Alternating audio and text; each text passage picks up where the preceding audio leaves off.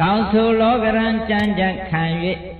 အာမံအပိတတိမကွာပညာမျောမြင်လုံးဝင်အလှဆင်ကြတို့ဘဝဒါကြောင့်မို့တရားချက်ကကောဇာတက္ကရေ1366ခုနှစ်နရောလပိကျော်တရက်နေ့ညစကိုင်းတိုင်းကလေးမြို့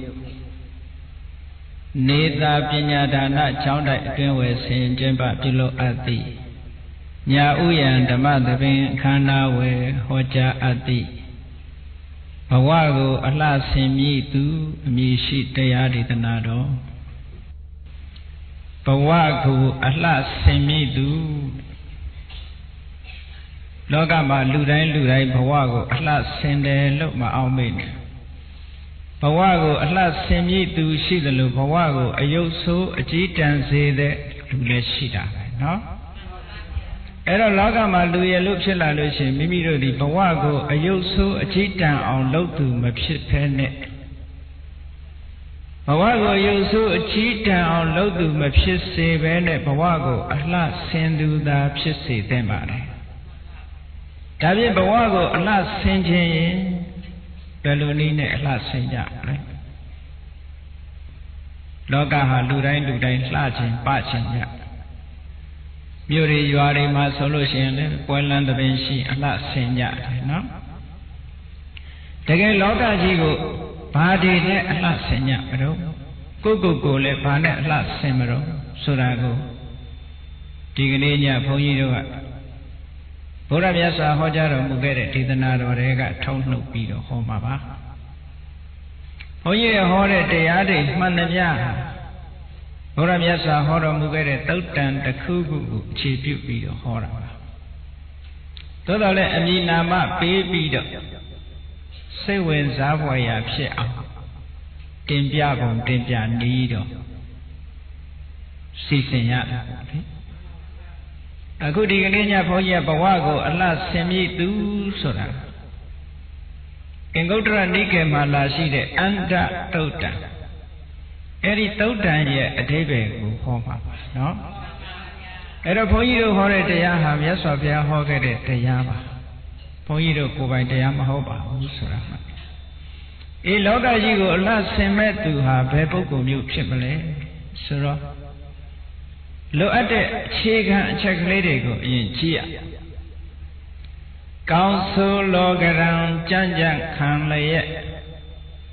ကောင်းဆိုလောကရန်ကြံ့ကြံ့ခံလျက်အာမံအပိတတိမကွာပညာမျောမြင်အလုံးဝင်အလှဆင်ကြတို့ဘဝကြီးကိုအလှဆင်မယ်ဆိုလို့ရှိရင်နံပါတ်1ဘာလုပ်ရမလဲကောင်းဆိုလောကရန်ကြံ့ကြံ့ခံတဲ့အဲ့ဒီအကောင်းလောကရန်နဲ့အဆိုးလောကရန်ဒီနှစ်ခုကိုကြံ့ကြံ့ခံနိုင်ဖို့အကောင်းလောကရန်ရှိတယ်လို့အဆိုးလောကရန်လည်းရှိတယ်အများစုကတော့အဆိုးနဲ့ဂျုံမှလောကရန်ခံရတယ်လို့ပြောတာအကောင်းနဲ့သာဂျုံလို့ရှိရင်မှိတ်ချိတ်ပြီးတော့နေကြတာနော်ဘယ်သူမှလောကရန်ခံရတယ်လို့ဘယ်သူမှမငြီးဘူးစီးပွားရေးတွေအောင်မြင်တိုးတက်နေတဲ့လူတယောက်ကငါလောကရန်ခံနေရတယ်လို့ဘယ်တော့မှမပြောဘူးလောကရန်ဆိုတာလာဘအလာဘစီးပွားတိုးတက်မှုကိုရတယ်ပညာတိုးတက်မှုကိုရတယ်တိုးတက်မှုမှန်သမျှရရှိတာလာဘအလာဘဆိုတာတိုးတက်မှုတွေမရရှိဘူးတဲ့ဆုံးရုပ်တယ်အဲ့ဒါကအလာဘယတအာယတအချမ်းရရှိတယ်အချမ်းရမရှိဘူးနေဒါပတန္တာအကဲ့ရဲ့ခံရတယ်ချီးမွမ်းခံရတယ်ဒုက္ခဒုက္ခချမ်းသာတယ်ဆင်းရဲတယ်လောကဓမ္မလို့ဆိုတာလောကဓမ္မလူသားတိုင်းကြုံတွေ့ရတဲ့လောကမှာရှိနေတဲ့သဘာဝလို့ဆိုလိုပါတယ်လောကရဲ့သဘာဝကိုလောကဓမ္မလို့လောကဓမ္မဆိုတဲ့ပါဠိစကားကိုကြည့်ပြီးလောကဓမ္မလို့ဒီလိုခေါ်တာဓမ္မဆိုတဲ့နေရာမှာဓမ္မပေးတယ်လို့ဆိုတဲ့ဓာန်ကြတော့ဓာတွေးကိုနာကြီးတတ်ပြီးတော့ရေးရတယ်ဒန္တကမ္မဆိုတဲ့ပုဂ္ဂလာလာ လောကဓာတ်ကြတော့လောကဓမ္မကလာတာဖြစ်သောကြောင့်ရေးထုံးအလိုပြောမယ်ဆိုလို့ရှိရင်တော့ဓာတ်အောက်ချိုက်ကိုမတ်တပ်ပြီးတော့ရေးမယ်သို့မဟုတ်ဓာတ်အောက်ချိုက်ကိုသေးသေးတင်ပြီးတော့ရေးရဓာတ်တွေနဲ့မရေးရလောကဓာတ်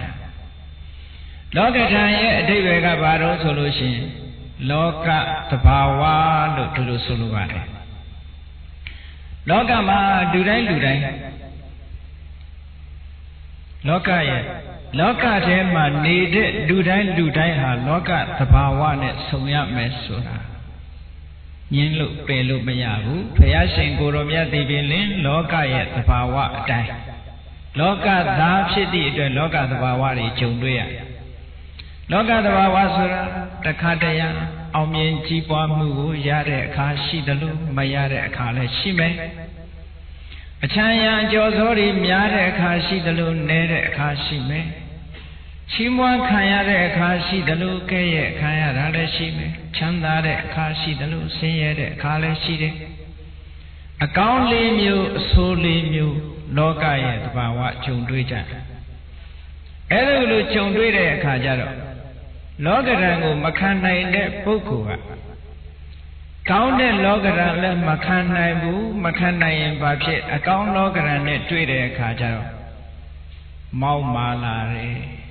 ငါလိုလူစဘူးရှိသေးလားဆိုပြီးလက်မထောင်းလာအဲ့ဒါလောကဓာတ်မခံနိုင်တာလို့ခေါ်တယ်နော်တို့တော့လေလောကမှာလူတွေရှိတဲ့ပုဂ္ဂိုလ်ကအောင်မြင်ကြီးပွားနေရင်ချီးမွမ်းနေခံနေရတယ်ဂုဏ်ပြုခံနေရမယ်ချမ်းသာနေမယ်အချမ်းရံနေများနေမယ်ဆိုရင်ဘယ်သူမှညီးပေါ်မရဘူးငါလောကဓာတ်ခံနေရတယ်ပြောလားပြောဘူးအစင်မပြေပြီဆိုမှဖြင့်အမလီလောကဓာတ်ပြောတယ်နော်အစင်မပြေတဲ့အခါမှာလောကဓာတ်လို့ပြောတယ်အစင်ပြေနေတာလဲလောကသဘာဝအစင်မပြေတာလဲလောကသဘာဝထိုလောကရဲ့သဘာဝတွေကြံ့ခံတယ်ဆိုတာဘယ်လိုခံတာတော့ကောင်းတဲ့လောကဓာတ်နဲ့တွေ့ရင်လည်းပဲမောက်မာခြင်းတက်ကြွခြင်းမရှိဘူးဆိုးတဲ့လောကဓာတ်နဲ့တွေ့တဲ့အခါမှာလည်းပဲစိတ်ပြည့်ခြင်းအားငယ်ခြင်းမရှိဘူးလောကမှာလူတွေကစိတ်ပြည့်အားငယ်လွယ်တယ်အကောင်းနဲ့တွေ့ရင်လည်းပဲဝမ်းသာလွယ်တယ်နော်စိတ်ပြည့်တာကို depression လို့ခေါ်တယ်စိတ်ပြည့်တယ်အားငယ်တယ်စိတ်ဓာတ်တွေကျတယ် depression ဖြစ်တယ်ဟိုလောကဓာတ်မခံနိုင်လို့တချို့ကိုယ်တောင်အဆုံးစီရင် depression ပြင်းထန်လာလို့ရှိတယ်လောကဓာတ်ဆိုတာအင်္ဂလိပ်လိုတော့ဒီပညာဒါနကျောင်းဆိုတော့ကလေးတွေမှတ်ရအောင်လို့အင်္ဂလိပ်စကားလုံးလေးလည်းနည်းနည်းပါးပါးထည့်ပြီးတော့ပြောပါနော်လောကဓာတ်ကိုအင်္ဂလိပ်လိုပြန်တဲ့အခါကျတော့ the nature of လောကလို့မပြန်ဘူး vicissitude လို့ပြန်တယ် vicissitude ဆိုတာအကောင်းနဲ့အဆိုးအကောင်းအဆိုးအလှည့်အပြောင်းအနှိမ့်အမြင့်အတက်အကျ vicissitude လောကဓာတ်ဆို vicissitude up and down တခါတခါလူကထက်ရောက်တခါတခါအောက်ရောက်အဲ့ဒါတွေဂရုစိုက်เสียမလိုဘူးလောကနေတဲ့လူတိုင်းဟာနေမင်းကြီးတောင်ကြည့်ပေါ့နည်းနည်းမိုးတော့အလေးရောက်တဲ့အခါနေမင်းကြီးထွက်လာညနေကျတော့ဝင်သွားတယ်မဟုတ်လားမနေ့ပိုင်းကျတော့အတက်ညနေပိုင်းကျတော့အကျအတက်အကျဆိုတာရှိတာအဲ့ဒါတွေကိုကြည့်ပြီးတော့တက်လာတဲ့အခါကျတော့ဟေးငါလိုလူစဘူးရှိသေးလားလို့ဆိုဝမ်းသာစရာမဟုတ်ဘူးကျသွားလို့ရှိရင်လည်းဝမ်းနည်းစရာမဟုတ်ဘူး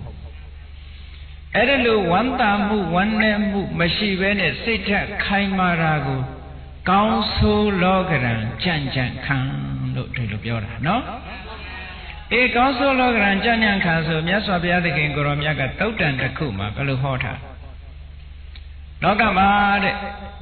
ပုထုဇဉ်ပုဂ္ဂိုလ်တွေဟာလဲလောကဓာတ်ဆိုတဲ့လောကသဘာဝနဲ့တွေ့ရတာပဲတဲ့အရိယသာဝကလို့ဆိုတဲ့သောတာပန်သဂရကံအနာဂံယဟန္တာဆိုတဲ့ထူးမြတ်တဲ့ပုဂ္ဂိုလ်တွေဟာလဲလောကသဘာဝနဲ့တွေ့ရတာပဲနှစ်ဦးစလုံးဟာလောကထဲမှာနေကြတာဖြစ်သောကြောင့်လောကဓာတ်နဲ့တွေ့ဘယ်လိုထူးတော့တဲ့ဘာများထူးခြားချက်ရှိတော့တွေ့ကြတာချင်းတော့ထူးထူးပဲထူးခြားပုံချင်းကဘယ်လို လောကရန်အပေါ်မှာသဘောထားခြင်းกว่า aptitude towards vicissitude ပေါ့ aptitude စိတ်သဘောထားကိုပြောတယ်နော်စိတ်သဘောထားပုံလောကရန်ပေါ်မှာသဘောထားပုံချင်းမတူသည့်အတွက်ကြောင့်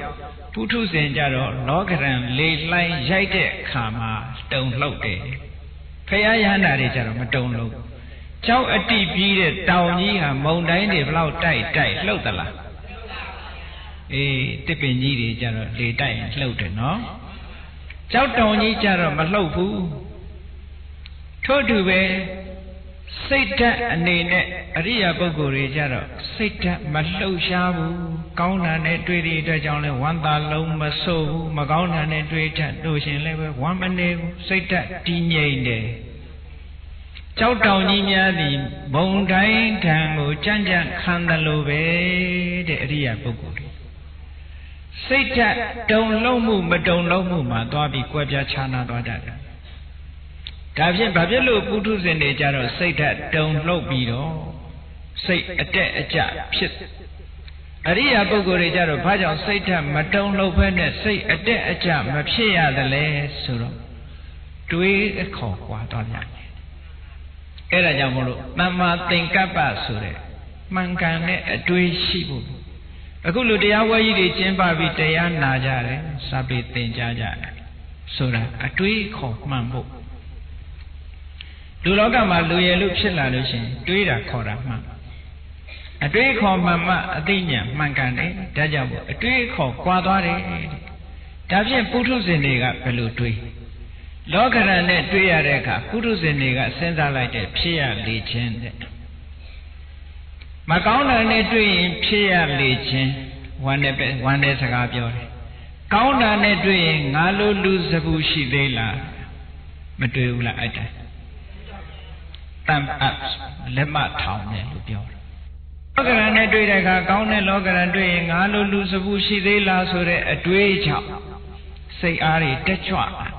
မာနတွေတက်ဟောမကောင်းတဲ့လောကရန်နဲ့တွေ့တဲ့အခါကျတော့ဖြစ်မှဖြစ်ရလေခြင်းတဲ့ဝမ်းနဲ့ပဲနဲ့ဟောဝမ်းပူနေသွား depression တွေဖြစ်တယ်အရိယာပုဂ္ဂိုလ်တွေကြတော့အတွေးခေါ်ဘလို့တွေးအေးလောကဓာတ်ဆိုတာလောကရဲ့သဘာဝလောကထဲမှာနေတဲ့ပုဂ္ဂိုလ်တွေဟာအတက်အကျအနှိမ့်အမြင့်ဆိုတာရှိစမြဲပဲနှိမ့်တဲ့အခါလဲနှိမ့်ပါစေမြင့်တဲ့အခါလဲမြင့်ပါစေ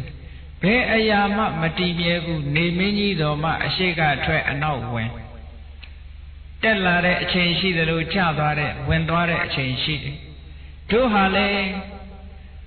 ဒီလောကရဲ့သဘာဝအတိုင်းသူတို့ကိုဂရုစိုက်နေစရာမလိုဘူးကိုလှုပ်เสียရှိတာတော့အားလုံးဟာဘာမှမြဲတဲ့အရာမရှိဘူးလို့ဝိပရိနာမဓမ္မလို့စဉ်းစားတဲ့အရိယာပုဂ္ဂိုလ်တွေကြတာဟုတ်ကဲ့လားကောင်းတာလည်းမြဲတာမဟုတ်ဘူးကွမကောင်းတာလည်းမြဲတာမဟုတ်ဘူးလောကကြီးမှာဘယ်အရာမှမြဲတာမဟုတ်ဘူးလို့ကောင်းတာဆိုတာလည်းခဏပဲမကောင်းဘူးဆိုတာလည်းခဏလာဘရရှိခြင်းခဏပဲအလာဘမရတာလည်းခဏနိန္ဒပတနာကဲ့ရဲ့ခံရရင်လည်းခဏပဲချီးမွမ်းခံရရင်လည်းခဏပဲယတအာယတအချမ်းရံရှိတဲ့အခါဆိုတာလည်းခဏအချမ်းရံမဲ့တယ်ဆိုတာလည်းခဏဒုက္ခဒုက္ခချမ်းသာတယ်ဆိုတာလည်းတခဏပဲဆင်းရဲတယ်ဆိုတာလည်းတခဏပဲဘယ်အရာမှထာဝရတည်မြဲနေမှာမဟုတ်ဘူးလို့စဉ်းစားလိုက်တဲ့အခါကျတော့ဝမ်းသာခြင်းလို့ဆိုတဲ့စိတ်အားတက်ကြွမှုဝမ်းနည်းခြင်းလို့ဆိုတဲ့ depression ဒီနှမျိုးစလုံးမဖြစ်ဘူးစိတ်ဓာတ်ခိုင်ပါတယ်နော်ကဲတရားချက်ကင်သူတော်စင်ပြိဿတို့အနေနဲ့ကမ္ဘာလောကကြီးကိုအလှဆင်းမယ်ဆိုလို့ရှိရင်ကိုဒီလိုစဉ်းစားပြီးလောကရန်ကြံ့ကြံ့ခံနိုင်ရမယ်တဲ့နော်ကောင်းဆိုလောကရန်ကြံ့ကြံ့ခံ၍အာမန်အပြည့်အာနဲ့မန်နဲ့လောကရန်ကြံ့ကြံ့ခံဖို့ဆိုတာပြောညံ့ညံ့နဲ့ကြံ့ကြံ့ခံလို့မရဘူးအာနဲ့မန်နဲ့ကြံ့ကြံ့ခံရမှာအားရှိတဲ့မန်မာနဆိုတာလောကမှာတေဝိတ္တပမာနအတေဝိတ္တပမာနထားတဲ့မာနမထားတဲ့မာနနှစ်မျိုးရှိလောကလူတွေကပြောကြတယ်အေးမာနကြီးလိုက်တာမာနကြီးလိုက်တာ မာနမကောင်းဟုတ်တယ်မကောင်းတဲ့မာနတော့မကောင်းအကုသိုလ်တော့အကုသိုလ်ပဲသို့တော်လည်းရှိတဲ့မာနမရှိတဲ့မာနနှစ်မျိုးခွဲခြားပြီးတော့ကြည့်ရမြတ်စွာဘုရားသခင်ကိုရောမြတ်ရဲ့အလောင်းတော်သူမိတာယသိထားတဲ့မာနထားခဲ့သည့်အတွက်ကြောင့်ဘုရားဖြစ်တာနော်ဒီပင်ကရာမြတ်စွာဘုရားနဲ့တွေ့တဲ့အခါမှာမြတ်စွာဘုရားစီတပည့်ခံပြီးတော့တရားဓမ္မကျင့်ကြံကြိုးကုပ်အားထုတ်လိုက်မယ်ဆိုရင်ယဟနာဖြစ်ဖို့အလွယ်ကလေးရဲ့သို့တော်လည်းသူကယဟနာဖြစ်ဖို့သူများရဲ့တပည့်ခံပြီးတော့ယဟနာဖြစ်မယ်ဆိုတဲ့အတွေးကိုမတွေးပဲနဲ့ဂိမေဧကေနာဒိနေနာပုရိသေနာထာမဒတိနာသဗ္ဗညုတံပါပုနေတဝါတန္တာရတံတဒေဝကံငါလိုစွန့်ရည်တတ္တိရှိတဲ့ပုဂ္ဂိုလ်တယောက်ကိုယ်တတ္တိကိုမြင်တဲ့ပုဂ္ဂိုလ်တယောက်ထာမဓာတိကိုယ်စွန့်ကိုသိကိုယ်စွန့်ကိုမြင်တဲ့ပုဂ္ဂိုလ်ငါလိုစွန့်ရည်တတ္တိကိုသိတဲ့ပုဂ္ဂိုလ်တယောက်ကိုလိုယုံပြီးတော့တယောက်တည်းဘဝတန်တရားကနေထွက်မြောက်သွားလို့ဘာကျိုးရှိတတ္တဝါတွေကိုကဲတင်ပြီးတော့သဗ္ဗညုတဘုရားရှင်ဖြစ်ပြီးတော့တတ္တဝါတွေကိုကဲတင်မယ်ဆိုတဲ့မာမနာဒါသေဝိတ္တပမာနလို့ခေါ်တယ်နော်အဲ့ဒီမာမနာဥတည်ပြီးတော့ဘုရားလောင်းတော့ဘုရားဘဝဘုရားစုပန်ခဲ့တာဒါကြောင့်မို့လို့ထားတဲ့မာနထားရတယ်မထားတဲ့မာနဘာတော့မိဘဆရာသမားတွေပေါ်မှာငါအမေဖေတွေကငါလောက်စမ်းတတ်တယ်ငါရဲ့အဖိုးဖွားတွေငါလောက်စမ်းတတ်ဘူးငါလိုနားမလဲဘူးသူတို့ကအတွေဘာညာနဲ့ဒီလူမစော်ကားတဲ့ပုဂ္ဂိုလ်စော်ကားပြီးမာမနာထားတာမျိုးကြတယ်မထားကောင်းဘူးအဲ့ဒီမာနမျိုးကနော်လူကြီးတော်မတွေပေါ်မှာကိုယ့်ရဲ့ပတ်ဝန်းကျင်ပေါ်မှာအပေါင်းအသင်းရောင်းရင်းတွေပေါ်မှာမာနကြီးတစ်ခွဲသားနဲ့လှုပ်တဲ့မာနမျိုးကမထားအပ်တဲ့မာနအသေးဝိတ္တပမာနမထားရမယ့်မာနပညာသင်မောပညာသင်ဘက်တငယ်ချင်းချင်းတယောက်ကနေကြတယ်တယောက်ကမြင်တယ်ဒီကောင်သိညံ့တာပဲသူ့ကိုအထင်သေးအမြင်သေးဆိုငါကတော့လူတော်ပဲလို့ဒီလိုမာနမျိုးမထားအပ်ဘူးအဲ့ဒီမာနမျိုးသူတောင်ဆောင်ဝဲအောင်နေတာပဲငါလည်းအောင်လုပ်မယ်သူတောင်ဂုံတူးတွေနဲ့ရတာငါလည်းဂုံတူးရအောင်လုပ်မယ်ဆိုမာနမျိုးထားတဲ့တယ်အဲ့ဒီမာနမျိုးကတော့မွေးကိုမွေးရတယ်သေဝိတ္တပမာနလို့ခေါ်တယ်အဲ့ဒါကြောင့်မို့လို့အာမန်အပြည့်ဆိုတာထားလိုက်တဲ့မာမနာအပြည့်ဝဒီတစ်ချိန်ငါဆောင်ဝဲမအောင်နောက်တစ်ချိန်ကျတော့ဂုံတူးနဲ့အောင်စေရသူတို့တောင်တတ်သေးတာငါဘာလို့မတတ်ငါပညာနဲ့ကဘာကြောအောင်လုပ်လောကဟာလူတွေကမွေးလာကြတဲ့တတ်လာကြတာမဟုတ်ဘူးသင်လို့တတ်တယ်ငါလည်းတတ်ရမယ်ဟောဒီလိုမာမနာမျိုးတော့မွေးရမယ်တဲ့နော်အဲ့ဒီမာနမျိုးမှမမွေးနိုင်ဘူးဆိုရင်လောကကြီးကိုအလှမဆက်နိုင်ဘူးကိုယ့်ရဲ့ဘဝအလှမဆက်နိုင်ဘူးလူညံ့ဖြစ်သွားမယ်အဲ့ဒါကြောင့်မို့လို့အာမန်အပြည့်မာမနာထားရမယ်မာမနာတွေအပြည့်အဝထားပြီးအားရှိပါရှိနေဘာလို့ရမလဲဆိုတတိမကွာပညာမျှော်မြင်တတိကောင်းကောင်းထားအရာရာမှာလှုပ်တဲ့အခါမှာကိုလှုပ်တဲ့လုပ်ငန်းပေါ်မှာစိတ်ဆိုင်ထားတာတတိလို့ဆိုတဲ့နေရာမှာပညာကြိုးစားနေတဲ့ပုဂ္ဂိုလ်တယောက်ဒီအပျော်အပါးဘက်ကိုစိတ်ကိုလွတ်လိုက်ရင်ဒါတတိလွတ်သွားတယ်လို့ခေါ်တယ်မိမိသင်ရမယ့်ပညာရက်တွေကိုစိတ်ဆိုင်ထားလို့ရှင်ဒါတတိရှိတယ်လို့ခေါ်တယ်နော်ပမာဒနဲ့အပမာဒပမာဒောသဗ္ဗအပမာဒောသဗ္ဗသံပတ္တိနံမူလံအပမာဒောမမိတ်မလျော်ခြင်းလို့ဆိုတဲ့အပမာဒခေါ်တဲ့တတိတရားဟာသဗ္ဗသံပတ္တိနံအောင်မြင်ကြီးပွားမှုအလုံးတို့ရဲ့မူလံအကြောင်းရင်းစင်စစ်ဧကံဖြစ်ပါပေတော့၏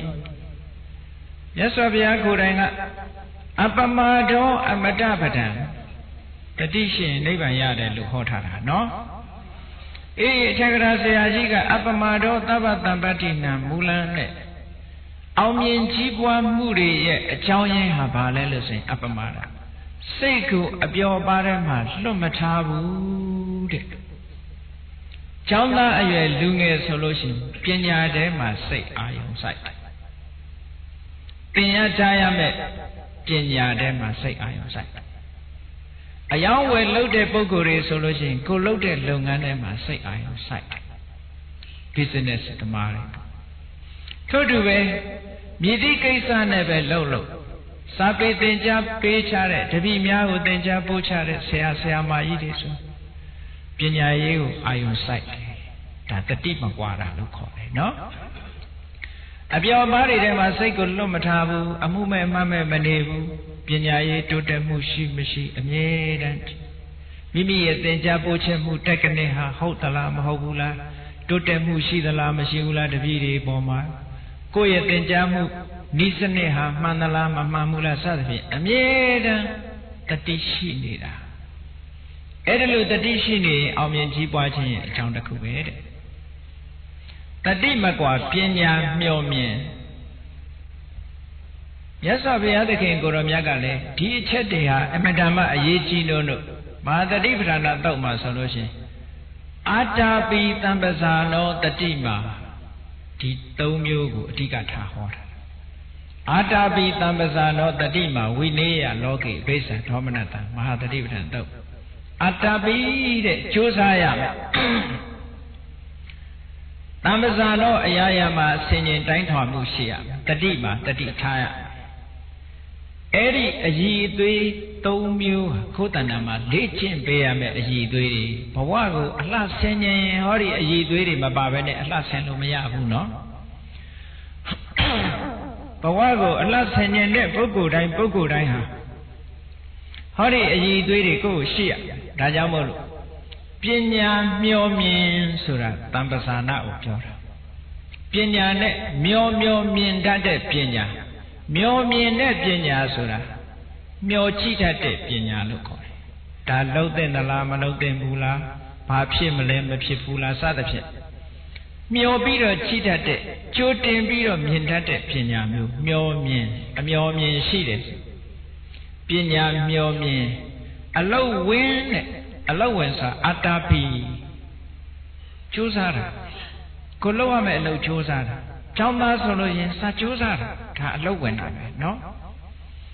အိုးအယောင်းဝယ်သမားဆိုရင်လည်းအယောင်းဝယ်ခရူးဆိုင်တာဒါအလုတ်ဝင်တခြားလုပ်ငန်းတွေနဲ့လုပ်တယ်ဆိုလို့ချင်းအဲ့ဒီတခြားလုပ်ငန်းတွေကြိုးစားတာဒါအလုတ်ဝင်တာပဲဆရာမတွေသင်တန်းပို့ချပေးတာဒါအလုတ်ဝင်တာကိုယ်ဆိုင်ရာအလုတ်အေးဆိုင်ရာအလုတ်တွေပညာမျှော်မြင်ပြီးအလုတ်ဝင်မယ်ဆိုလို့ရှိရင်အဲ့ဒီနည်းနဲ့မှတို့ရဲ့ဘဝအလှဆင်လို့ရမယ်တဲ့နော်ဒါကိုဆိုလိုတာကောင်းစုလောကရံဉာဏ်ဉာဏ်ခံ၍အာမံအပိတတိမကွာပညာမျှော်မြင်အလုတ်ဝင်အလှဆင်ကြတို့ဘဝကဲဒါလေးရတော့အောင်လိုက်ပြီးတော့ဆိုကြည့်လိုက်ပါ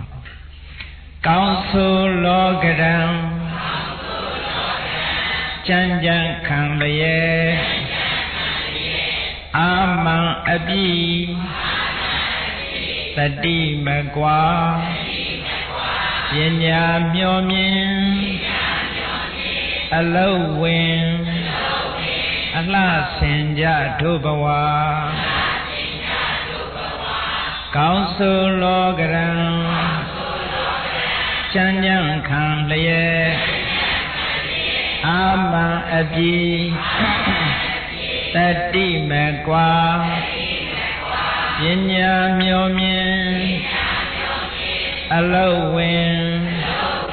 အလှဆင်ကြတို့ဘဝကောင်းဆိုလောကရံကြံကြံခံလျက်အာမံအပိတတိမကွာပညာမျှော်မြင်အလုတ်ဝင်အလှဆင်ကြတို့ဘဝဘဝကိုအလှဆင်ကျင်တဲ့ပုဂ္ဂိုလ်တိုင်းဟောဒီအည်သွေးတွေကယူလို့ရတဲ့အည်သွေးတွေကြီးပဲနော်အဲ့ဒီအည်သွေးတွေရှိလာဘဝကိုအလှဆင်ဒါဖြင့်ကောင်းပြီဘဝကိုအလှဆင်မဲ့ပုဂ္ဂိုလ်ဟာဘာတွေလိုအပ်ဒီအည်သွေးတွေရဖို့အတွက်ဘာတွေလိုအပ်အဓိကအရေးကြီးဆုံးချက်လောကမှာလူတွေကိုအမျိုးအစားခွဲကြည့် ဘဝကိုအယုတ်ဆိုးအကြီးတန်းစေတဲ့ပုဂ္ဂိုလ်ဘဝကိုအလှဆင်းတဲ့ပုဂ္ဂိုလ်လောကမှာလူရည်လို့ဖြစ်လာတဲ့အခါကြလို့ရှိရင်ဘာမှမသိဘူးစီးပွားလည်းမရှာတတ်ဘူးပညာလည်းမရှာတတ်ဘူးကုသိုလ်လည်းမရှာတတ်တဲ့ပုဂ္ဂိုလ်မျိုးအဲ့ဒီပုဂ္ဂိုလ်မျိုးဟာလောကမှာမြတ်စွာဘုရားသခင်ကိုရောမြတ်ကအဲ့ဒီပုဂ္ဂိုလ်ကိုအန္တပုဂ္ဂိုလ်လို့ဒီလိုခေါ်တယ်အဲ့ဒီပုဂ္ဂိုလ်ကဘဝကိုအလှမဆင်နိုင်ဘူးပဂရိမျက်စိရှိပေမဲ့လို့သူဟာဘဝကိုအလှဆင်လို့မရပဂရိမျက်စိရဲ့အတိုင်းတာကန့်သတ်ရှိပဂရိမျက်စိရဲ့အတိုင်းတာသည်သူမြင်ကွင်းနဲ့ရှိတာကိုသာမြင်လို့ရတယ်ဟိုအနာဂတ်ကိုကြော်ပြီးတော့မြင်နိုင်တဲ့ပညာစွမ်းလို့သူ့မှာမရှိဘူးအလင်းရောင်ရဲ့အကူအညီနဲ့တကယ်ရှိတဲ့အရာကိုသာမြင်တယ်အပေါ်ယံကိုသာမြင်တယ်အတွင်းကြကြမမြင်နိုင်ဘူးတဲ့ဒါကြောင့်လို့အန္တပုဂ္ဂိုလ် blind ပေါ့ blind to everything အကုန်လုံးမှသူဘာမှမသိတဲ့ပုဂ္ဂိုလ်မျိုးအဲ့ဒီပုဂ္ဂိုလ်ဟာအလှမဆင်နိုင်ဘူးတဲ့အဲ့ဒီပုဂ္ဂိုလ်မျိုးမြတ်စွာဘုရားကရှင်းပြီးတော့ဟောထားတာရှိတယ်တထာရူပံပရိသသက္ခုနာဟောတိယထာရူပေနသက္ခုနာအနာတိကတံဝါဘောဂံဒိကိစေယတိကတံဝါဘောဂံဖာတိံကရေယအနာတိကတံဝါဘောဂံမယအသေးသောစီစိန်ဥစ္စာကိုလည်းပဲယထာရူပိနသက္ခုနာအချင်းကဲ့သို့သောပညာမျက်စိမျိုးဖြင့်အနာတိကတံဝါဘောဂံမယသေးသောစီစိန်ဥစ္စာကိုလည်းပဲဒီကိစေယရနိုင်ရ၏အဓိကတံဝါဘောဂံရပြီးတဲ့စီစိန်ဥစ္စာကိုလည်းပဲဘုဒ္ဓိကြီးပွားအောင်ကာတုံပြုခြင်းငါတက်ကုနေရာဆွမ်းနိုင်ရ၏တထာရူပံထိုသို့သဘောရှိတဲ့သက္ခုပညာမျက်စိမျိုးသည်နတ္ထိမရှိမရသေးတဲ့စိတ်စိတ်ချမ်းသာရအောင်ရှာဖို့ရပြီးသားစိတ်စိတ်ချမ်းသာအောင်တိုးပေါအောင်လုပ်ဖို့ဆိုတဲ့ပညာမျက်စိသူ့မှာမရှိဘူးဆိုလိုတာကစီးပွားရေးမျက်စိမရှိဘူးလောကမှာလူရည်လူဖြစ်လာလို့ရှင်စီးပွားရှာတတ်ရမယ်စီးပွားရှာဆိုတဲ့နေရာမှာတရားနိလမပြည့်စေတဲ့စီးပွားရှာနည်းမျိုးနော်လောကမှာစီးပွားရှာတဲ့မျက်စိတစ်လုံးဟိုနာဒီနာသွားလို့ရဟိုဟာဒီဟာကြည့်လို့ရဟောဒီလိုပညာမျက်စိမရှိဘူးဆိုလို့ရှိရင်အမေပေးထားတဲ့မျက်လုံးနဲ့စီးပွားရှာတာမရဘူးနော်ပညာမျက်စိလိုအပ်ဒါကြောင့်လို့ဒီမှာပညာဒါနဆိုပညာမျက်လုံးတက်ပေးနေတာပညာမျက်လုံးတက်ပေးနေတာပဂရိမျက်စိနဲ့မလုံလောက်တဲ့အတွက်ကြောင့်ပညာမျက်စိလိုအပ်တယ်ပညာမျက်စိကလည်းပဂရိမျက်စိပြီးနှလုံးရှိတယ်လို့ပညာမျက်စိကလည်းနှလုံးရှိရမယ်တစ်လုံးနဲ့မပြည့်စုံအခုနံပါတ်1မျက်စိကဘာတော့နံပါတ်1မျက်လုံးဟာမရသေးတဲ့စီစိန်ဥစ္စာကိုရအောင်ရှာတတ်တယ်ရပြီးသားစီစိန်ဥစ္စာဘလို့တိုးအောင်လုပ်ရမယ်ဆိုတာသိတဲ့ပညာမျက်စိမျိုးရှိရမယ်တဲ့အဲ့ဒါမျိုးမရှိဘူးဆိုလို့ရှိရင်ဒီမျက်စိကန်းနေပြီနော်အဲ့ဒီမျက်စိကန်းတဲ့ပုဂ္ဂိုလ်လို့ခေါ်တယ်ယထာရူပေနာကျင်သူသဘောရှိသောသက္ခုနာမျက်စိဖြင့်ကုသလာကုသလေကုသိုလ်အကုသိုလ်တရားတို့ကိုဇာနေယသိရ၏သာဝိဇာနာဝိဇေပြည့်ရှိတဲ့တရားပြည့်မရှိတဲ့တရားတို့ကိုဇာနေယသိရ၏ကုသိုလ်မှန်အကုသိုလ်မှန်အကောင်းအဆိုးအကြောင်းအကျိုးခွဲခြားသိတဲ့မျက်လုံးနဲ့လိုသေးတယ်ဒါဒုတိယမျက်လုံးပထမမျက်လုံးကစီးပွားရှာတတ်တဲ့မျက်လုံးဒုတိယမျက်လုံးကအကောင်းအဆိုးအကြောင်းအကျိုးကုသိုလ်အကုသိုလ်သိတဲ့မျက်လုံးတဲ့အဲ့ဒီမျက်လုံးနှလုံးစလုံးမရှိတဲ့ပုဂ္ဂိုလ်ကို blind အန္တပုဂ္ဂိုလ်လို့ဒီလိုခေါ်တာနော် blind to everything ပဲ blind to all အလုံးကသူကကွဲနေတာမတူဖို့အဲ့ဒီပုဂ္ဂိုလ်မျိုးဟာဘယ်လိုပုဂ္ဂိုလ်မျိုးဖြစ်လောကကြီးမှာနှစ်ဖက်စလုံးရှုံးတဲ့ပုဂ္ဂိုလ်မျိုးခေါ်တယ်နှစ်ဖက်စလုံးရှုံးတဲ့ပုဂ္ဂိုလ်မျိုးနော်အန္တပုဂ္ဂိုလ်ဟာဥပယထကလိကဟောအန္တသဟတသက္ခုနောဟ Hata Sakuno Piesido Pinya Miesi Shide Andata Anda Pokoma Ubeyata Napelo Mabelin Kalega Ho Shungoda Yadi Hodi Sensimetri Pipaviroi Siboy Beka Letu Ashone Kudu Agudu Sure Padai Mielo Pinya Mielongane Asho Siboy Share Mielone Meshibu, a council Chanjo Tita de Mielone Meshi. Mielone alone Mabadi Dredon Tobogoa, Anda Bogu, but a sipe. Bagari Mielone Shinde Yone, Yasabiada can go to Miaga, Yasi Shidu Lumahobu, no? But while last name moved Mielone alone, a maid wait and Mielone alone and Malona Wood. Howdy Pinya Yasi Nalo Shia. Number 1 Mielonga, Sipwa Shada de Mielo, number 2 Mielonga, Kudu Agudu, a council Quachada de Mielo. Eri Mielonga, Nalonga alone, Masivu solution, and up. Get the Chobo Jada Sipwa Shada de Kudu Agudu, deep. Mielong the low machine, Eri Pogoja, Erago Yasabiaga, Eka Seku, one eyed man. Mielong the low nation. Ero Taloshi needed a Pecani before, no? Yes, it alone then the Pecani de Pogo. Eri yes, it alone she de Pogo, a blow domes. Tina Pudawa de Na Subaya, Kudalo Hodi Tangadom.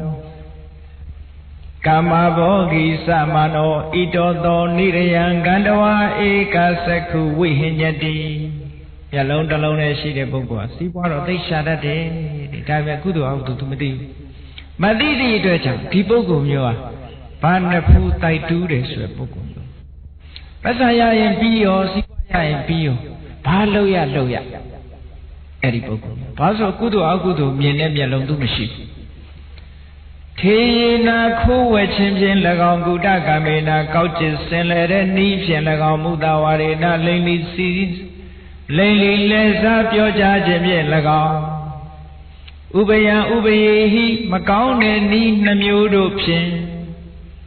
Come Lame couches and leme lame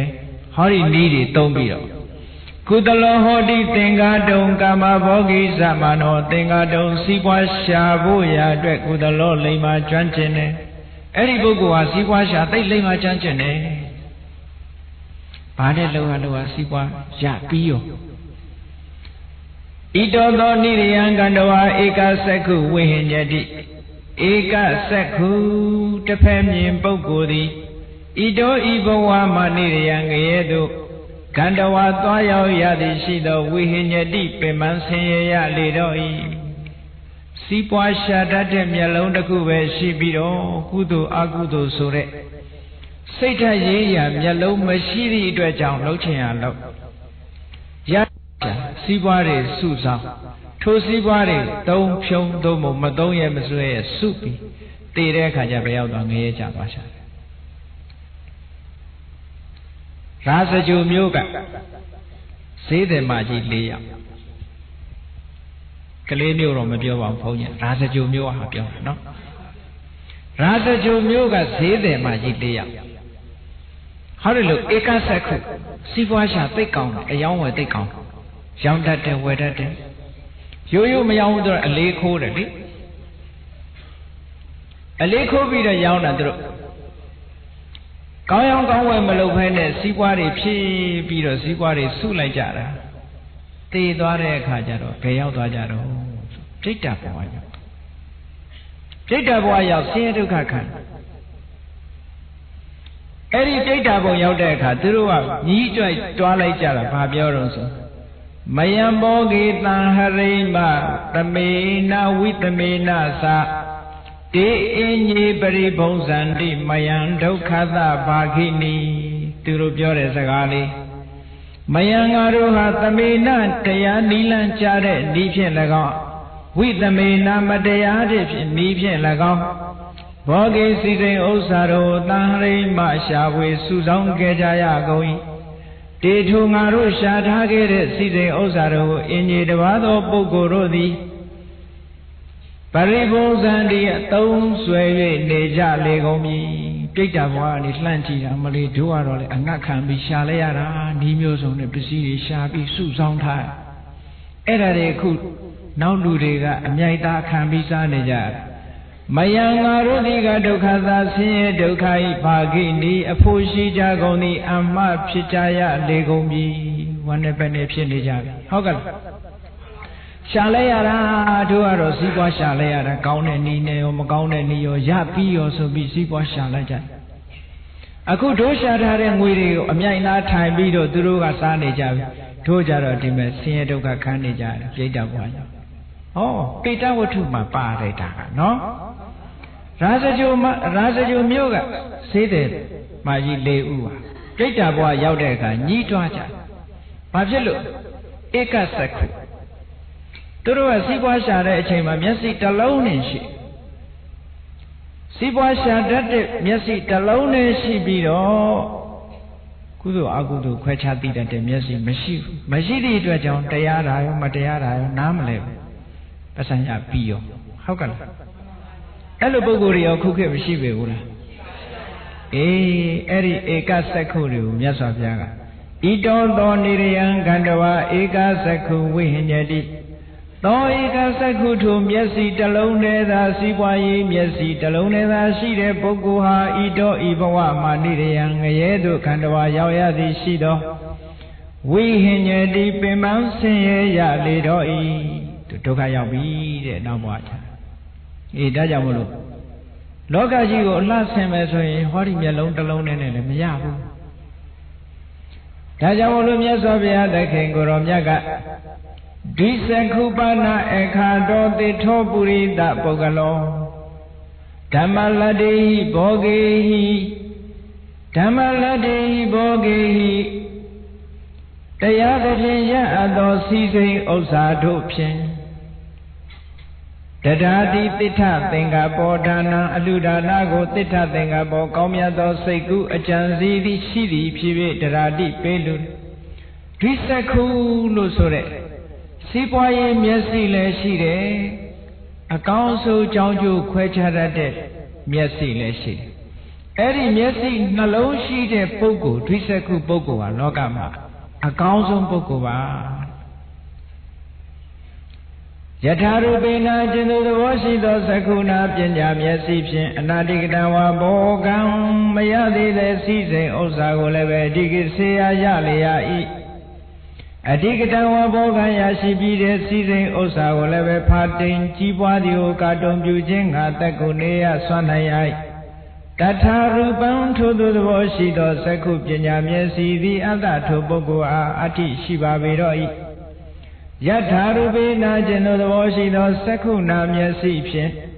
ကုသလကုသလေကုသိုလ်အကုသိုလ်တရားကိုဇာနေယသိရ၏တထာရူပံပိထိုသဘောရှိသည်နည်းဖြစ်သောသက္ခုပညာမျက်စိသည်အတ္တထိုပုဂ္ဂိုလ်အားအတ္တိရှိလေဣတိဤဘဂဝါရွှေဖုံးတော်သခင်ရှင်တော်မြတ်ဖရာသည်အဝေါစာကောင်းစွာမသွေဟောကြားတော်မူခဲ့ပါပေတည်း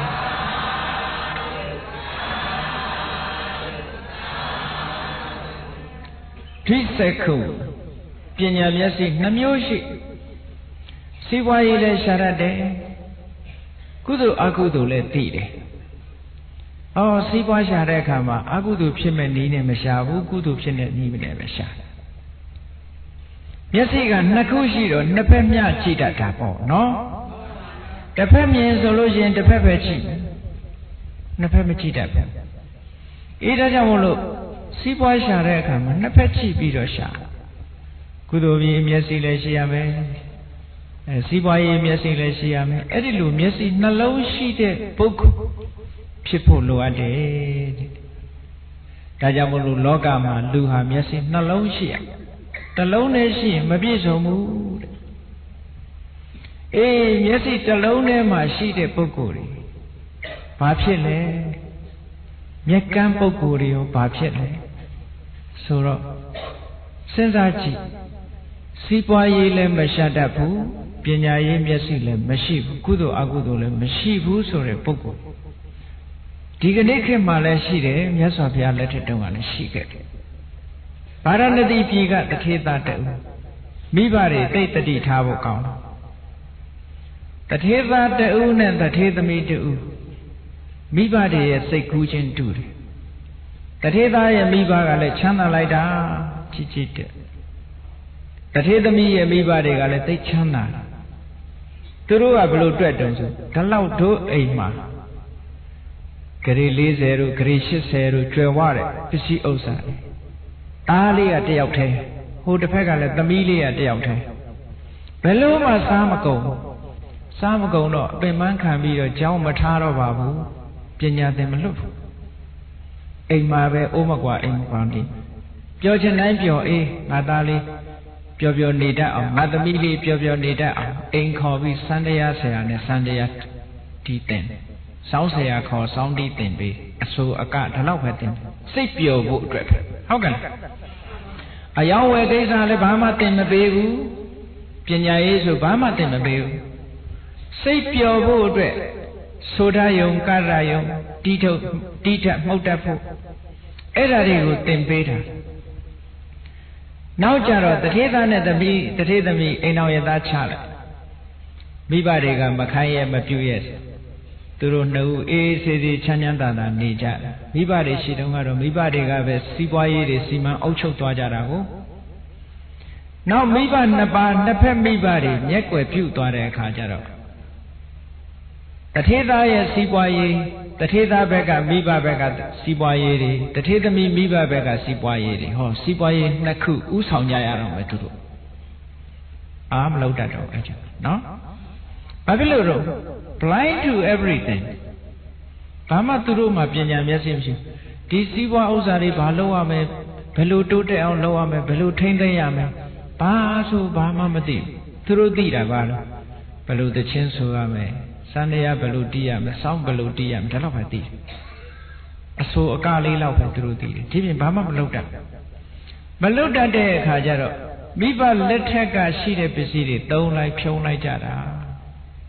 နောက်ဆုံးကျတော့ဘယ်လိုအခြေအနေရောက်သွားလဲအေးပစ္စည်းချမ်းသာလို့တထေးရာထူးတော့ရဘယင်ကြီးစီသွားပြီးတော့တထေးဆိုတာဘယင်ကြီးစီသွားပြီးတော့နေ့စဉ်တွေ့ရတရက်တော့ဒီတထေးသားဘယင်ကြီးစီသွားပြီးတော့ပြန်လာတဲ့အခါလမ်းဘေးကသူ့ကိုဘသူတွေကမိတ်ဖွဲ့တယ်ဆိုအတောက်စားသမားတွေကမိတ်ဖွဲ့အရက်သမားတွေကမိတ်ဖွဲ့သူတို့ကအကြံဉာဏ်နဲ့ဟောဒီတထေးကသိချမ်းသာတယ်ဘာမှလည်းအတိညာမရှိဘူးတို့သူ့မိတ်ဖွဲ့သူသာအတောက်စားဝါသနာပါလာလို့ရှင်တို့ကောင်းကောင်းတောက်ကောင်းကောင်းစားရမယ်ဟောသူတို့စိတ်ကူပါဟုတ်ကဲ့အဲ့ဒါနဲ့တထေးသားပြန်လာတဲ့အခါသူတို့ကအရက်ခွက်ကလေးတွေမြောက်ပြီးတော့ပေါ့ခုခေတ်လို့ဆိုရင် dose လောက်ကြတာပေါ့ဟုတ်လားဆူတောင်းကြတထေးသားလည်းသူ့နောက်ကပါလာတဲ့သူ့ရဲ့ PA ပေါ့လေအဲ့ဒီလူကိုမေးလိုက်တယ်သူတို့ဘာတွေပြောနေကြဘာတွေတောက်ကြတာတော့ကွာဆိုတော့အဲ့ဒီလူကဘာပြောတော့ဆိုသူတို့တောက်တဲ့အရာဟာကမ္ဘာလောကမှာအကောင်းဆုံးအရာတစ်ခုသူတို့တောက်နေကြအဖျော်ရမကထဲမှာတော့အကောင်းဆုံးအဖျော်ရမကလူဖြစ်လို့မှအဲ့ဒါလေးတောက်မကြည့်လို့ရှိရင်လူဖြစ်ကြိုးမနှက်ဘူးအဲ့ဒီလူလည်းငွေထိုးထားသလားမသိဘူးเนาะအဲ့ဒီလူတထေးသားကိုပြောလိုက်တဲ့အခါကျတော့စိတ်ဝင်စားသွားတယ်ဟေးဒါလောက်ဆန်းတဲ့ဒါလောက်မင်းပြောတဲ့အယတ္တရှိတဲ့ဒီအဖျော်ရမကဆိုတာငါမတော့ဘူးပါဘူးနည်းနည်းလောက်ယူစမ်းပါကွာမင်းပြောသလိုဆိုလူဖြစ်ကျိုးတောင်မနှက်ဘူးဆိုတော့ကဲငါလူဖြစ်ကျိုးနှောက်နည်းနည်းမြည်ကြည့်အောင်မယ်ဆိုအဲ့ဒါလို့မြည်ကြည့်ရင်ကနေနောက်ပြီးတော့အယတ္တမဘဝရောက်သွားတယ်ဆိုတာအယတ္တမဘဝရောက်သွားတာထုံးစံတိုင်းသိတဲ့အတိုင်းပဲလေအယတ္တမဘဝရောက်သွားတဲ့အခါကျတော့ခုနကအရက်တောက်တဲ့လူတွေအားလုံးကသူ့စီကိုမြောက်ပင့်ပြီးတော့ဝိုင်းတောက်လိုက်ကြစားလိုက်ကြတာခုနတုန်းကခုခေတ်လို့ဆိုလို့ရှိရင်ပေါ့အဆိုတော်တွေခေါ်ကခိုင်းတချင်းဆိုခိုင်းပန်းကုန်းတွေစွတ်ဟာလားစုတွေချနဲ့အဲ့ဒါလို့ပြောချင်တိုင်းပြောတောက်ချင်တိုင်းတောက်စားချင်တိုင်းစားလိုက်တာ မိဘဘက်ကပါတဲ့ပစ္စည်းတွေကုန်မကုန်နိုင်ဘူးလို့ရင်ထင်ထားတာနော်အေးထို့တူပဲကုန်တဲ့အခါကျတော့ခုနကတထေးသမီးဘက်ကပါတဲ့ပစ္စည်းတွေနဲ့ဆက်ပြီးတော့ဖြုံးပြန်ဆက်ပြီးတော့ဖြုံးလိုက်တာအဲ့ဒါလည်းကုန်သွားရောရှိသမျှပစ္စည်းတွေအကုန်တဲ့အခါကျတော့ဘာတွေလုပ်ချမ်းတွေလေတွေမြေတွေအကုန်လုံးရောင်းပေါင်ပြီးတော့တောက်စားပြလိုက်တာနောက်ဆုံးဟာတထေးကြီးနဲ့တထေးကြောခွက်လက်ဆွဲပြီးတောင်းစားရတဲ့ဘဝရောက်သွားတယ်အန္တပုဂ္ဂိုလ်တွေကဘဝကိုအလှမစင်နိုင်ဘူးဘဝအကြီးတန်းတယ်ဟုတ်ကဲ့အဲ့ဒါကြောင့်မို့လို့မြတ်စွာဘုရားသခင်ကိုရောမြတ်ကဟောထားတာအစရိတဝဗျမ္မာစရိယံအလတ္ထာယုပနေတနံဘဝဆိုတာရလာတဲ့အချိန်မှာအချိန်ကြီးအလုံးလုံးရတယ်အစရိတဝဗျမ္မာစရိယံအလတ္ထာယုပနေတနံဇိဏကွန်စာဝသာယန္တိခိနမိစေဝပန္လလိအဲ့ဒီတထေးကြီးနဲ့တထေးကြောတို့ဟာစားစရာတောက်စရာမရှိတဲ့အခါခွက်လက်ဆွဲပြီးတော့တောင်းစားရတဲ့အနေမျိုးရောက်သွားကျွေးရတဲ့အိမ်တွေအကုန်လုံးရောင်းချပေါင်းပစ်နေကြမရှိတော့ပယ်သွားနေကြတော့ဆိုလို့ရှိရင်ကုသိုလ်လိုချင်တဲ့ပုဂ္ဂိုလ်တွေကရှေးခေတ်ရဲ့ထုံးစံပေါ့တောရเจ้าတွေကကြွလာတဲ့တန်ဃာတော်တွေဟာတောထီအောင်မပြန်နိုင်ဘူးဆုံးခံပြီးတဲ့အခါမြို့ရင်းရထဲမှာဆောက်ထားတဲ့ဇယကတုံးတွေပေါ်မှာတက်ပြီးတော့ဆုံးဖုံးပေးကြရတယ်အဲ့ဒီဇယကတုံးတွေအောက်နားလေးမှာယဟန်နေဆွန်းစားပြီးတော့ဆွမ်းကြံကွညံလေးတွေဆွန့်သွားတာတောင်းဖို့ဆိုပြီးတော့အဲ့ဒီတထေးကြီးနဲ့တထေးတော်ခွက်လက်ဆွဲပြီးတော့လမ်းဘေးမှာထိုင်နေကြစီးပွားလည်းမရှာတတ်ဘူးဘာမှအကြံဉာဏ်လည်းမရှိဘူးနောက်ဆုံးကခွက်လက်ဆွဲတောင်းစားမြတ်စွာဘုရားသခင်ကိုရောမြတ်ကရှင်အာနန္ဒာနဲ့ဆုံးငံကြွရင်အဲ့ဒီနာရောက်သွားတယ်ရောက်သွားတော့မြတ်စွာဘုရားအဲ့ဒီတထေးကြီးလည်းများကြည့်ပြီးတော့ပြုံးလိုက်တယ်မြတ်စွာဘုရားပြုံးတယ်ဆိုတာသိအဓိပ္ပာယ်ရှိတယ်နော်မြတ်စွာဘုရားပြုံးလိုက်တာကိုရှင်အာနန္ဒာကတတိပြုလိုက်လို့ရှင်ဘုရားတဲ့ဒီတထေးကြီးတထေးကြောဘဝကလာတဲ့တရောင်းစားတွေချိပြီးတော့ပြုံးတာဘယ်လိုကြောက်မှလဲမြတ်စွာဘုရားကအာနန္ဒာတဲ့အကယ်၍သာပညာမျက်စိရှိပြီးတော့ပထမအရွယ်မှာစီးပွားဖြစ်အောင်ကြိုးစားလိုက်မယ်ဆိုရင်ဟောဒီတထေးဇနီးမောင်နှံဟာဒီနိုင်ငံမှာပထမတန်းတထေးဖြစ်မှာပထမအရွယ်မှာကြိုးစားရင်ပထမတန်းတထေးဖြစ်တယ်တဲ့နော်အေးငယ်ရွယ်တဲ့ပုဂ္ဂိုလ်တွေတတိထားပညာကြိုးစားတဲ့အခါမှာငယ်တဲ့အချိန်ကြိုးစားမှအထက်တန်းရောက်တယ်အရွယ်လွန်မှမကြိုးစားနဲ့နော်40ကျော်အရွယ်နှောင်းကမှတကြွယ်လောင်းလုပ်ခြင်းဆိုတာနှအိုကြီးအမော့တင်သလိုဆိုကြားဘူးရမလားအေးနှအိုဖြစ်မှတော့အမော့မတင်နဲ့တော့အဲဒီဆရာတော်ကြီးရေးထားတာ40ကျော်ဆိုရင်တောင်မှအရွယ်နှောင်းသွားပြီတဲ့နော်ဘာဖြစ်ဖြစ်ပညာပဲဖြစ်ဖြစ်စီးပွားပဲရှားရပထမအရွယ်ရှားလို့ရှိရင်ပထမတန်းဖြစ်တယ်တဲ့ဟောဒီဇလန်းရအေးပထမအရွယ်သူတို့ဟာကလိုက်ဆိုလိုက်ပြောလိုက်ဖြုံးလိုက်နဲ့ဂုံသွားပြီဒုတိယအရွယ်ရောက်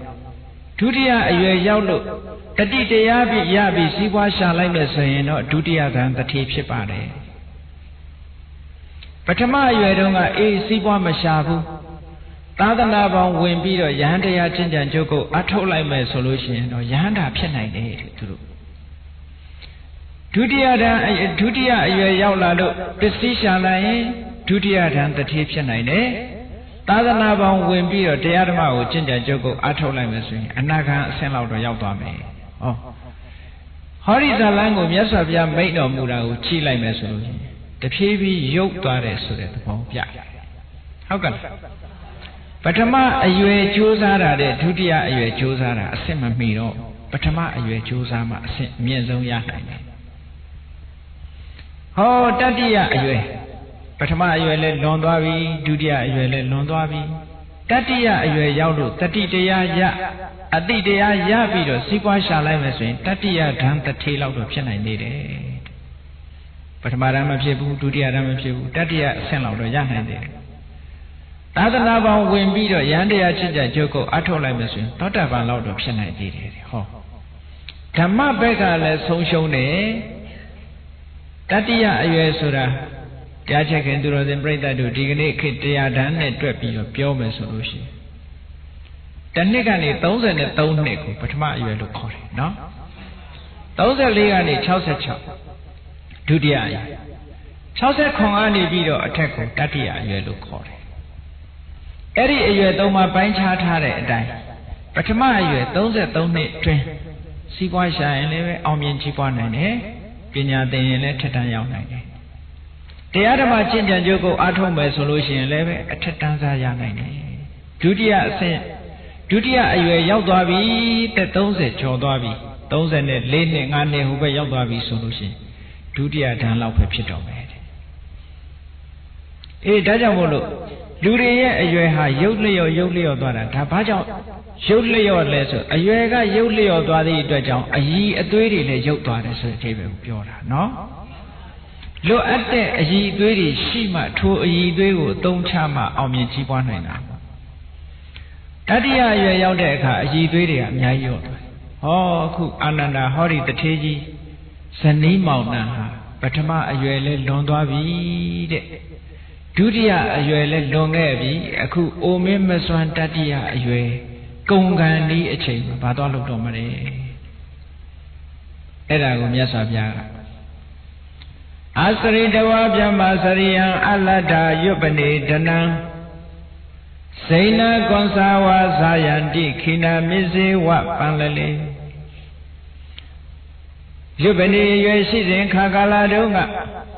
Yamasarian Yando Jingo Asari Dawamachin like Babe. Yubani a nucleus Kakalaga Dana season Osago Alada Maya like Babe Alada Maya Gelido Jok Kina Misiwa Panali Ngari Kondwade Aingerema Saina Gonza Adown Chubi Chuja Ojido Gedo Deto the Tejis and the Mountain of the Zayan di Mocha, my by Champagne, the Jaya Legomi. Idi Idogava, Shipono, the Kinshanom Yapayadi, Awasa, Gonza, Madri, Hojado, Mugebabe, the D.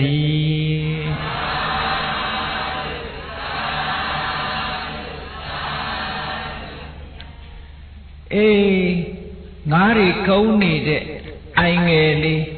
to Ailia Yiri le Kami, Ngari le Kondwabi, the Cha Aingo Shibuya, a Downega Lechuko, Joja Oji, Mapian I know good. Mapian I know Sazaga Lembashi, a down Jolo, the child and Mapian night. Hurry the Tejis and Imona, and he chain a New Yawabi to Soda. No?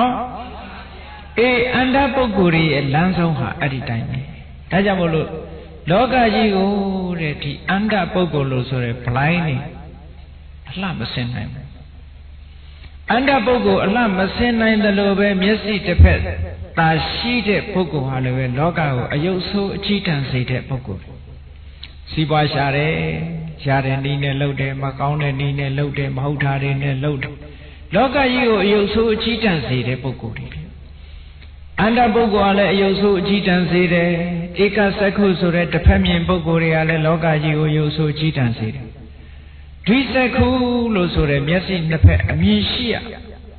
Eri Amishi de Bogoma, Sipale Shadate Kudole Lodate. Sipa Shadati Dwajao, Tubwa Martino Deneshi, Kudu Lodi Dwajao. Hogala, Pawonchema. Tadao Taya, Pissy, Lokaji, Chupu de Lungani Lod. Twisa Kupana Eka dot the Topuri da Bogalo. Tamaladi he bogi he Tadadi Tita Thingapo. Tamaladi he bogi he Otana Tikadan Dana. Tadadi Tita Thingapo Abiagama Nadonaro. Upeti Patagantana Yatakandawana Dosari Yasavia the King Koromiaka Twiseku Bogone Patabido Twisekupana Ekado the Topuri da Bogalo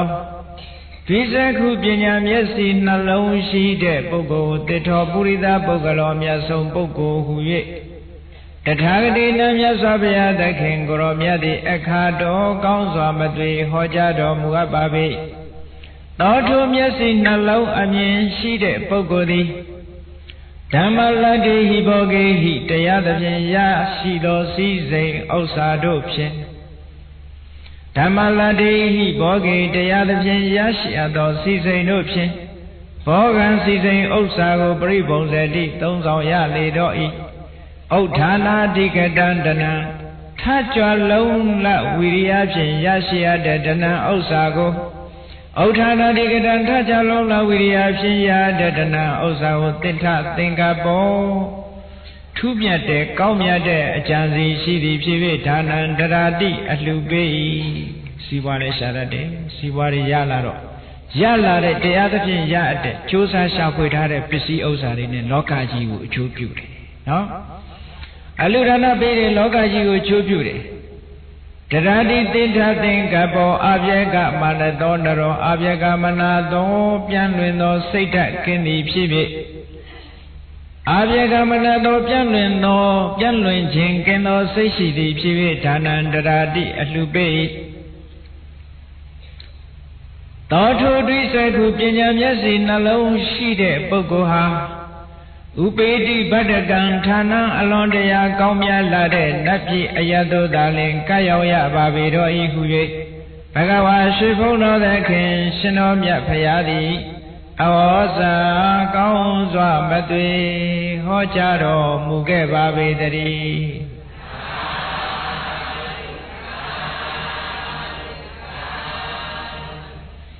Upeti Badagan Thana Yatha Khandwa Natosari Abuba Mashida Niamyo Yawa Dibwa Malebe Sibwayi Myasi Shiri Dwajang Sibwa Sharate Yalare Sibwari Golebe Seku Kaung Ne Lokaji Go Jopure Thana Muri Lode Era Jamolo Tobogo Ye Naboa Halebe Abuban Zaya Mashide Kaumya de Bwa Yawade Ero Lokajima Boku Tomyo Di Tautam Myasabhya Hoda Blind look caught it Sibayi Myasi Lemesi Kudu Auto Quetati Myasi Lemsi Eri Poku Ataya Anda Sibayi Myasi Tamyoda Shibira Kudu Akudu Quetati Myasi Meshigu Twisaku Sibayi Myasi Leshire Kudu Auto Quetati Myasi Leshire Eri Poku Di Dalin Logama Amyamya Sumbogo Idea Pasan no call Idea Pasan Logama two chare Bawago Allah send a boku so that Twisaku Poku Pia I may we be like them alone and Mogu Sibayi Yellow Shiame Kudu Yellow Shiame Janeke in a Yomas Sibayi le lote Padayi le lote pop. How come? Sibayi Myasi Leshi, Padayi Myasi Leshi. Nepes alone door. Sibayi Sharebe Malebe door. Shatat. Padayi Kisari Leves Hoetatis or Ari Poku, Drisaku Poku. And in Za Eka Sekosa Araka Priwize Drisakum Panda Devita, the Tamburita Bogala. It depends in Poku Mulaga. Araga Priwizia, Wiwiga, Shawyame. Eri Poku Mu Kura and Mapsine. How can Eri Poku Mu Mapsia? Jenya Tenja, Kalidi, Jowney. Eri Poku Mu, a pika low on low meter. How can Araga Priwizi, Wizwa, Shawnjaya, Mewizwa, Shawya, Mapsite. Drise Kombana, the Wita, the Tamburita, Bogalam. Titam Amyaso no Wachimanda, the Burida, Bogalam Bogo, Lusoya, the Drisa Kombana, Myasi, Amin, the Peshide, Bogo Myoga, the Wita. Mimi Gura Lepsi, Auto Bogo Myogo, Miwe, Bounding Yai, Idi, the Bagawa, Shifono, the Kenshin of Yapayadi, Awasa, Kaunza, Madri, Hojaro, Muge Babi, the D.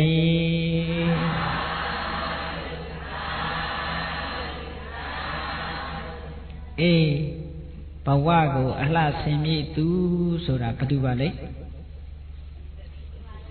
မျက်စိနှစ်ဖက်ရှိတဲ့ပုဂ္ဂိုလ်ဟုတ်ကဲ့ဘဝကိုအလှဆင်မြည်သူဆိုတာမျက်စိနှစ်ဖက်ရှိတဲ့ပုဂ္ဂိုလ်မျက်စိနှစ်ဖက်ရှိအောင်ကြိုးစားကြရမှာဖြစ်ပါတယ်တဲ့နော်ကောင်းဆိုလောကရန်ကြံ့ကြံ့ခံ၍အာမံအပိတတိမကွာပညာမျောမြင်လုံးဝင်အလှဆင်ကြတို့ဘဝဒါကြောင့်မို့တရားချက်ခင်သူတော်စင်ပြိဿပေါင်းတို့သည်ဘဝကိုအလှဆင်မြည်သူဖြစ်ဖို့ရန်အတွက်စီးပွားရေးမျက်စိလည်းရှိအောင်ကြိုးစားကြပါဘာသာရေးမျက်စိလည်းရှိအောင်ကြိုးစားကြပါမျက်စိနှလုံးရှိမှသာလျှင်မိမိတို့ဘဝနဲ့လောကကြီးကိုအလှဆင်နိုင်မှာဖြစ်ပါတယ်ဆိုတဲ့အကြောင်းဒီကနေ့ညဟောပြောရခြင်းဖြစ်ပါတယ်မျက်စိနှလုံးနဲ့ပြည့်စုံတဲ့ပုဂ္ဂိုလ်တွေဖြစ်ကြပါစေကုန်သတည်း